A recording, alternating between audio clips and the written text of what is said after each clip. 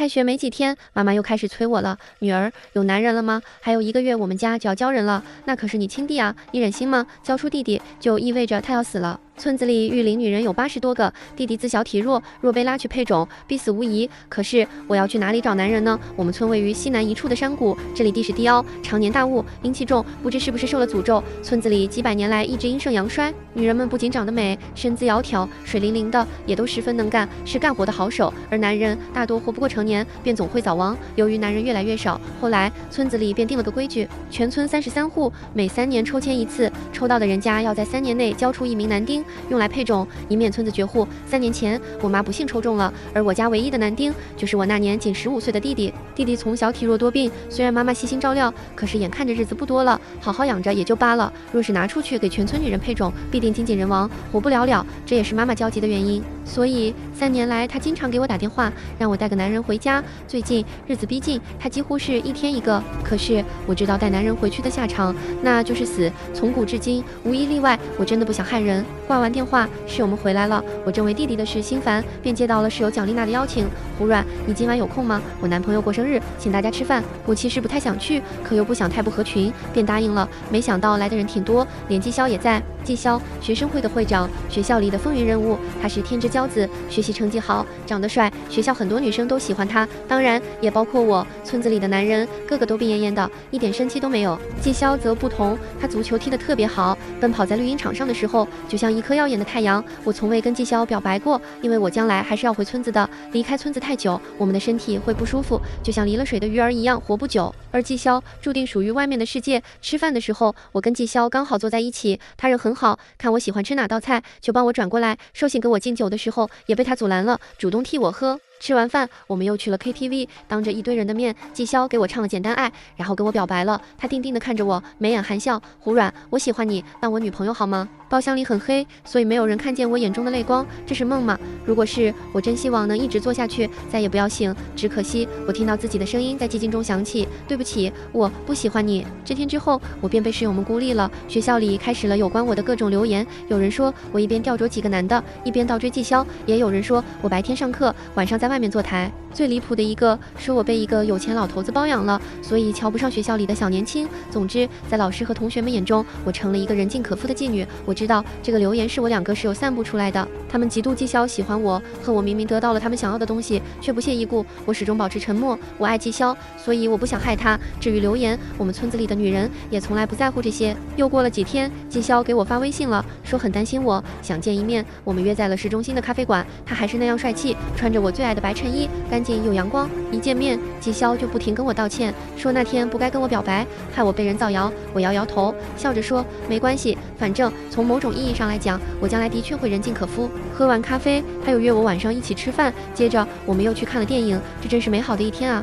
在电影院拿饮料的时候，他忍不住握住了我的手，黑暗中我的心砰砰直跳。这一刻，我没舍得拒绝。看完电影，我感觉头晕的厉害，不仅如此，身上也是一阵阵燥热，双腿酸软，连路都走不动了。季潇见了，就把我带去了附近的酒店。这天晚上，我不知道自己是怎么了，我不像村子里的其他女人，我读了很多的书，懂了很多的道理，我也没那么渴望男人，可是我控制不住自己，我的身体似乎像别人的。在短暂的清醒中，我看着季潇帅气的脸庞，恍恍惚惚的想，第一次是跟他也好，总比村子里那些病恹恹的男人要好。激情结束后，我沉沉睡去，半夜却被说话声吵醒，是季潇的声音，他正在阳台上跟人打电话。我悄悄走过去，只听他不知在跟谁洋洋得意的炫耀，刚得手，什么高岭之花，中了迷药，在床上还不都一个样。不过她是真漂亮，皮肤也贼好，爽死我了。反正她名声已经被我搞臭了，除了我也没人要。我先玩一阵子，等腻了再让给你们，一个个来呗。后面的话我已经不想再听下去了。我躺回床上，给妈妈发了条消息，我找到男朋友了，中秋带他回来。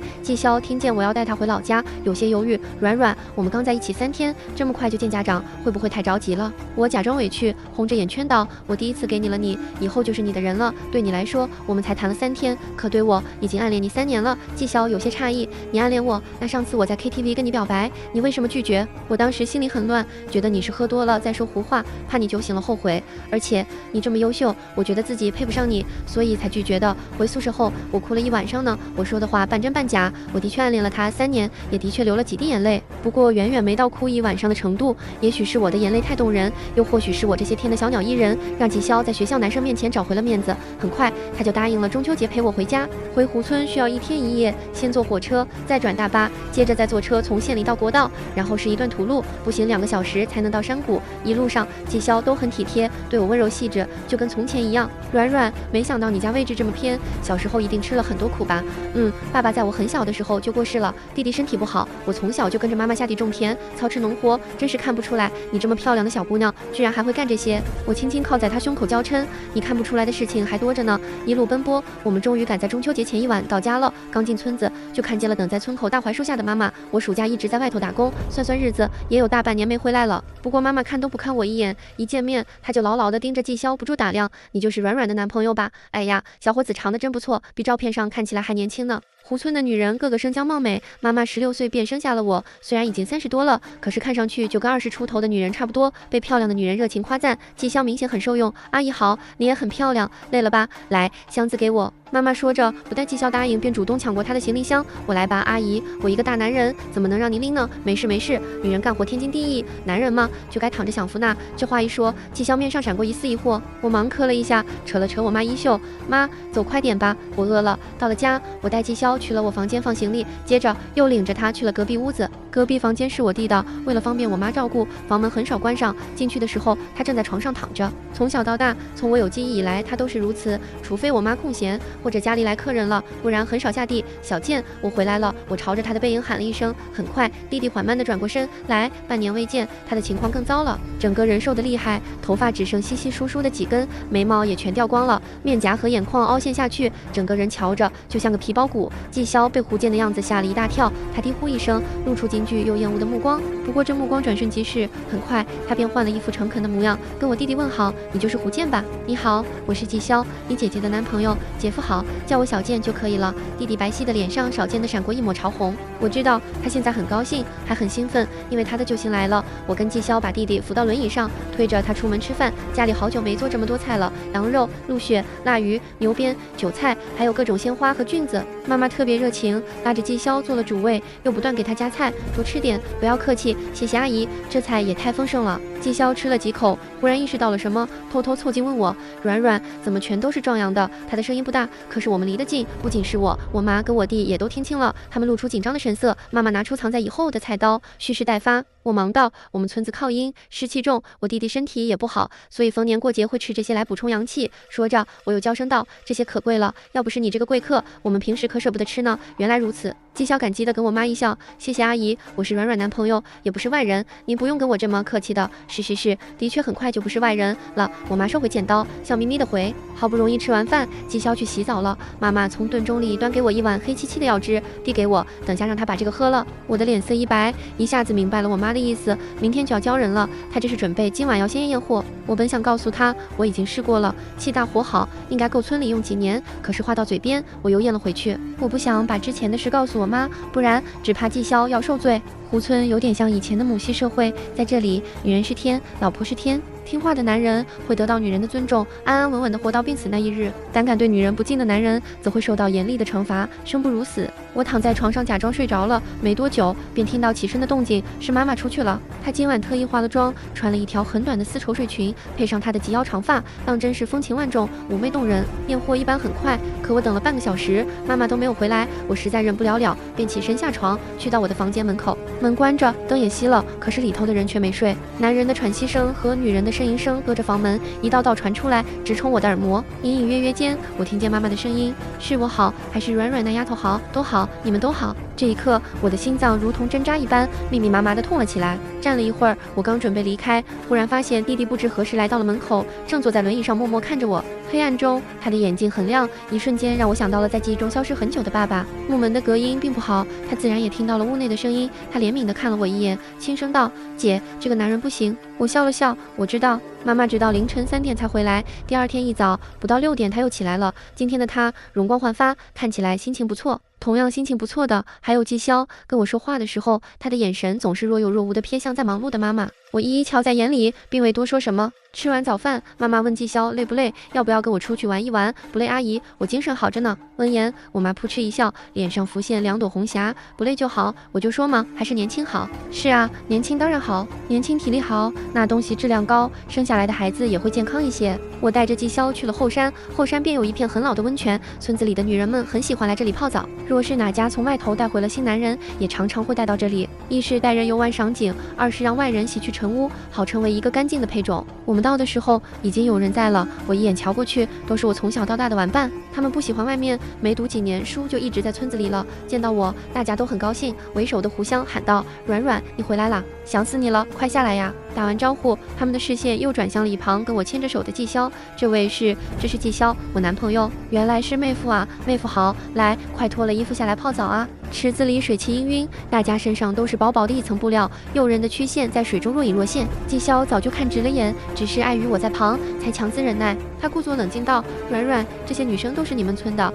好看吗？”我点点头，含笑问他：“我说了，湖村风水养人，我们村的女人个个漂亮，这话绝无半点虚假。”季潇没回答，可他的表情已经说明了一切。眼看着他一直盯着池子里，却又放不开手脚，我干脆帮他一把，直接将他推了下去。他一掉进去，便被女人们齐齐围到了中央。妹夫，热不热？我来帮你把衣服脱了吧。哎呀，你还有腹肌呢，姐姐可以摸摸吗？怎么这么害羞呀？瞧你耳根子都红了。我没有下水，一直笑着在岸上静静旁观。季潇虽然假装推拒，目光一直看向我，可是他嘴角已经快咧到耳朵了。若非没带手机，只怕他已经忍不住在跟兄弟们炫耀了。毕竟这可是从天而降的艳福呀！站了几分钟，只见他半推半就的脱掉了上衣和裤子，就差临门一脚了。我适时的道：“你们先玩，我回去拿个东西。”季潇一直到下午3点多才回来。他到家的时候神色有些不自然，嘴唇肿着，脖子上还有几处明显的红痕。我假装没看见，拿出早就准备好的衣服给他：“快换上吧，晚上我们有活动。”“什么活动？”“软软，我有些累，晚上不想出门。”我自然知道他为什么累，昨晚有我妈，今天又是互相他们几个，他便是铁打的身子，也吃不消了。那可不行，中秋节村子里是要一起过的，等晚上的活动结束，后面几天你随便睡，我都不管你，真的，我保证。好说好歹，他终于换上了新衣。这套衣服平时一直有专人收着，每3年拿出来一次，每次只穿1天。从小到大，我见过不少人穿过，而季潇是把他穿得最好看的那个。我牵着季潇到村子中央时，全村的人都已经到了。村长婆婆看见季潇，眼睛一亮，其他人也是笑眯眯的，露出满意的目光。季潇被大家瞧着，有些不自在，忍不住问我，他们怎么都怪怪的？哦，哪里奇怪，我也说不上来，就是觉得看得我心里发毛。说着，他再次看一眼几十张桌子旁的人群，诧异地问我，怎么都是女的？你弟呢？他不舒服，在家呢。那其他的男人呢？这可真是一个好问题啊！验货嘛，其他男人自然不需要在，有他这么一个主角就够了。我正思索着答案，妈妈已经走过来，将他拉了过去。他拉着季潇站到了圆桌中央的空地上，跟村民们开心地展示：“各位，这是季潇，21岁，我家软软昨天刚从城里带回来的，你们看看，满意不？”妈妈话落，圆桌末尾的胡香已经娇笑了起来，满意，非常满意。他笑完，旁边的几个女人也跟着发出暧昧的笑声。三姑，还是你家胡软厉害呀？是啊，读了大学的就是不一样，村子里好多年没见过这么好的啦。哎呦，小伙子看起来身体真不错。女人们眼神如刀，似乎已经透过季潇那一身大红的喜服在看他的身子。季潇面色有些发白，他毕竟是高材生，读过些书，他的目光在人群中快速扫过，然后停在我身上。软软，这是怎么回事？他们说的话是什么意思？我笑了笑，你听过一句话吗？高级的猎手往往以猎物的身份出现。我话落，季潇终于意识到不对了，他一把甩开妈妈的手，拼了命的往外冲。可惜啊，连着喝了2天的软骨汤，白天又折腾了1天，他哪还……在众人的你一言我一语中，季潇逐渐恢复了些清明。验货、配种等词句飘到了他耳中，吓得他打了个哆嗦。他挣扎着想动弹，却被我妈大力按住。1米8几的男人，此刻毫无还手之力，宛如案板上待宰的鱼肉。他赤红着眼，死死地看向我，目眦欲裂。胡软，你们到底要干什么？疯了吗？这话说的。我走了过去，抬起他的下巴，一寸寸抚摸他俊朗的脸庞。明明还是同样的一张脸，可我如今一点也不喜欢了。我轻笑道：“你不是喜欢玩女人吗？作为你的女朋友，自然是要满足你呀。你什么意思？我只喜欢你，我什么时候喜欢玩女人了？男人啊，当真是虚伪，只怕浑身上下就一张嘴是硬的。哦，不对，还有一处呢，还装呢。那天晚上你打电话，我都听到了。你不是喜欢我妈妈？对了，还有胡香，我们村子里的姑姑和妹妹们漂亮吧？今晚你都可以好好享受了。说完，我催促村长婆婆，时候不早了，开席吧。村子里的规矩，8月15是个大日子，这天女人们既要聚在一起吃团圆饭，同时每隔3年还要抽一次签，看看下次哪家出配种。除此之外，便是开婚的日子。所谓开婚，便是洞房。季潇被押着送进了屋子里。男人是没资格上桌吃饭的，但是他今晚要出力，所以壮阳的大补之物也不能少。不过这些自然不需要我们这些育龄的女人们操心。吃完饭，胡香抽到签了，她性子开朗，抽到了也不担忧，笑嘻嘻的揣进兜里。都忙完了，绝了劲的婆婆们带着小丫头们来收拾桌子，女人们则一个个陆续进屋，等待着今晚另一场宴席。我随着人群站在队伍最末，每个人从房间出来时都是一脸艳足，毕竟上个仲早在2年前就死了。今天的这个成色又那么好，后面出来的人就没那么高兴了，纷纷怪胡香他们下午不该提前验货。终于凌晨5点的时候，我也进了屋子，房间里气味难闻极了，香味、尿味还有各种恶心的味道混在一起，令人作呕。季潇赤裸着躺在床上，四肢被绳子绑在床角，身上到处青一块紫一块的，直愣愣的躺在那儿，就像一条死鱼。我在旁边暴毙冷冷看了半晌，直到最后一个女人从他身上离开，房间里只剩我们2个，方才开口：好玩吗？开不开心？季潇这才发现了我的存在，他目如死灰的眼中终于有了一丝光亮。曾经视我如玩物的男人低下了他高贵的头颅，流着泪求我：软软，我知道错了，救救我吧。我的确没有骗季潇，中秋之后他每天都能躺着了，想睡多久便睡多久。不仅如此，还过上了衣来伸手饭来张口的日子。1个月后，村子里的女人们陆续都有好消息了，大家都很高兴。唯一发愁的是季潇闹起了绝食，没有怀上的人都心急如焚。众人轮流劝他之后，眼看着没用，最后只好来求我，毕竟人是我带回来的。于是这天晚上，我拎着吃的去看他。1个月未见，季潇简直变了个人，他的头发乱糟糟的，把眼睛都挡住了，原本的8块腹肌没有了，身上多了些赘肉，因为终日不见阳光，小麦色的皮肤也白了许多。现在的他与曾经记忆中的阳光少年已经相去甚远了。想到曾经绿茵场上的那道耀眼英姿，我一瞬间只觉恍然如梦。看到我，季潇抬了抬手，却因为没有力气，很快又垂了下来。我叹了口气，走过去在他床边坐下，端起熬得软烂的肉粥喂他。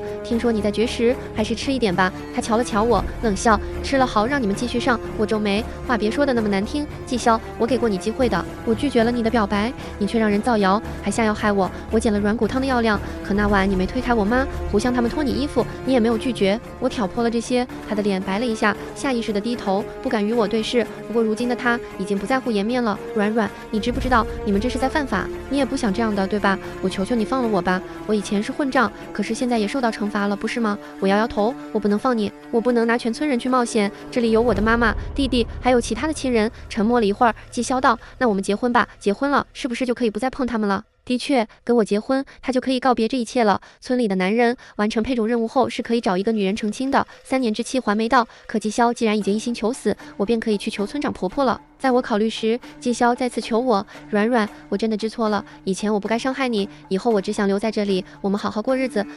好好过日子。我笑着靠近他的怀里。季潇啊，季潇，那便再给你最后一次机会吧，毕竟我是村里的唯一一个大学生。哀求再三，村长婆婆最终答应了我的请求。妈妈和弟弟都很高兴，忙上忙下地张罗。妈妈跟我许诺：软软啊，以后我绝不再进你们房门一步。很快便到了大喜的日子，我穿着大红的吉服，静静地坐在房间里，等着季潇来揭盖头。我等啊等，却等来了他逃跑的消息。结婚之前的男人是不需要再配种的，而且他们提前几天停了他的软骨汤。他是跟胡香一起走的，虽然被关了一阵，可毕竟是曾经的校草。胡香被他迷倒，也是意料之中。得到消息后，我就知道我输了。那天我去求村长婆婆的时候，她说：软丫头，她不是什么好人，她是在利用你。我知道她在利用我，可我真的不想害人。我说我只想救她一命，若她真的绝食了，便是被我害死的。软丫头，你知道咱们村的由来吗？很多年前，我们先祖为了躲避战乱来到这里定居，村子里多野兽和毒瘴，与世隔绝，先祖们一直过着安定的生活。有一天，一位年轻的先祖救了一个上山采药的书生，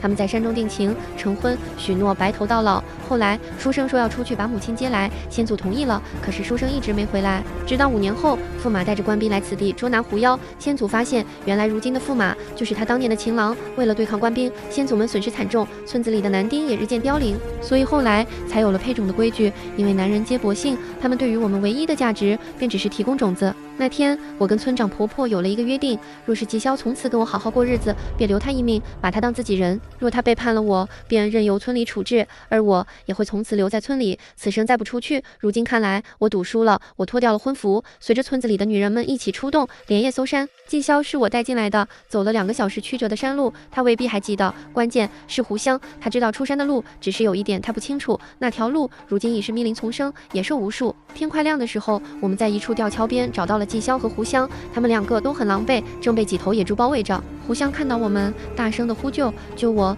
刚说完，他的胳膊便被旁边的野猪咬了一口。别求他们，他们是来抓我们的，快跑！纪潇看到我们，吓得拿起手上的棍子一阵乱挥，试图驱赶野猪们。然而深山中的牲畜哪里又怕这个？很快便见一头野猪嘶吼一声，朝着他狰狞地扑来，小心！胡湘脸色一变，连忙想要上前帮忙，可是下一刻，他忽地被纪潇死死拉住，挡在胸前，大片的鲜血瞬间从胡湘胸口涌出，一下子就将他的衣服染红。你为什么？他难以置信地盯着纪潇，不明白自己背叛村里维护的男人为何会变成这样。见他没用了，纪潇毫不留情地把他扔到地上，他呸了一口，冷笑道：“你以为我真的喜欢你？做梦！”胡湘，我们再也忍不了，直接冲了过去，可是来不及了。虽然驱赶了野猪，但是胡湘死了，他的心脏受了重创，血流的太多，活不成了。纪潇被抓了回来，村子里对于想逃跑的男人是绝不会手软的，何况他还害死了人。他们给他服用了加量的软骨汤，又划破了他的脸，以免再有年轻的小丫头被他蛊惑。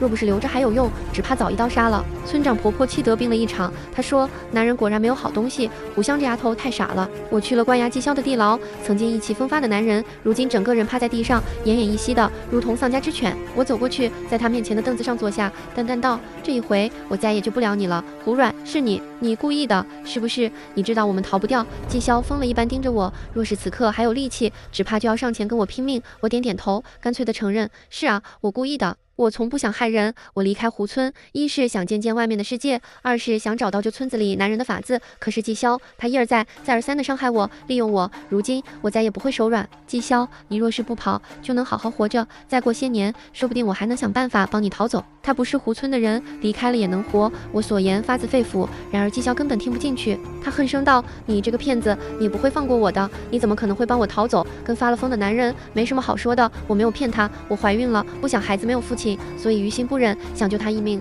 可我也不想一辈子防着枕边人，于是特地让他们停了软骨汤，又放松了看守。纪潇要是乖乖的，从前的事我既往不咎。只可惜他到底让我失望了，还赔上了一个胡湘。我朝门外喊了一声：“把他带下去吧，看好了。”是村长。今日之后，我便是村长了。我自小聪慧，村长婆婆十分看好我，一直希望我接她的位子。可我不甘心。3年前，妈妈抽到签后，我去求村长婆婆放了我弟弟。她说规矩不可更改，既然我家教不出男人，那就去外头找一个吧。反正我一直很向往外面的世界。我进了大学，开学第1天就在人群中看上了纪潇。他高大英俊，是个配种的好料子。可是书读得越多，我就越迟疑。我知道胡村这千百年来的规矩是不对的，女人是人，男人也是人，他们不该被这般对待，所以我迟迟下不去手。我暗恋了他3年，也观察了他3年，最后我发现他并非表面上温良无害的样子。